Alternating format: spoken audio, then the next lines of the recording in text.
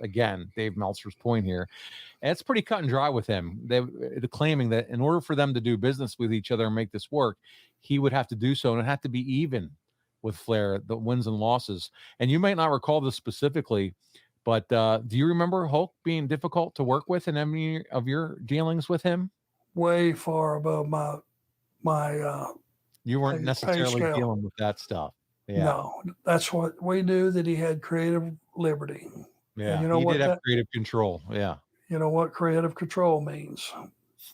He does what if he wants. If I don't like it, we don't do it. Right. Self-explanatory. Would you have ever wanted to have creative control? Oh, hell yes.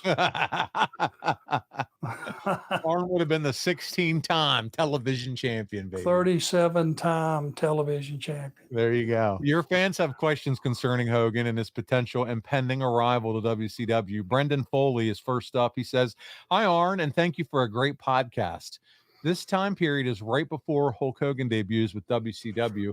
Where did you imagine Arn Anderson would be a year later in March of 95 in a WCW led by Hulk Hogan?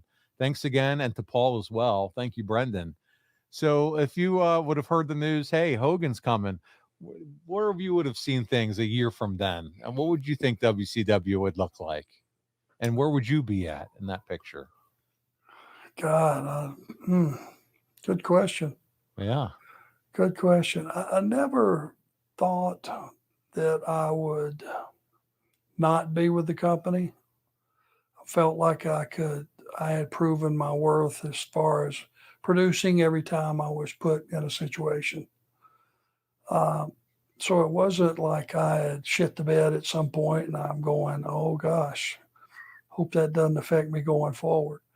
I knew that Hogan would be smart enough to have some guys, because he was going to bring in his crew of guys, Beefcake, Nasty Boys, all of his crew.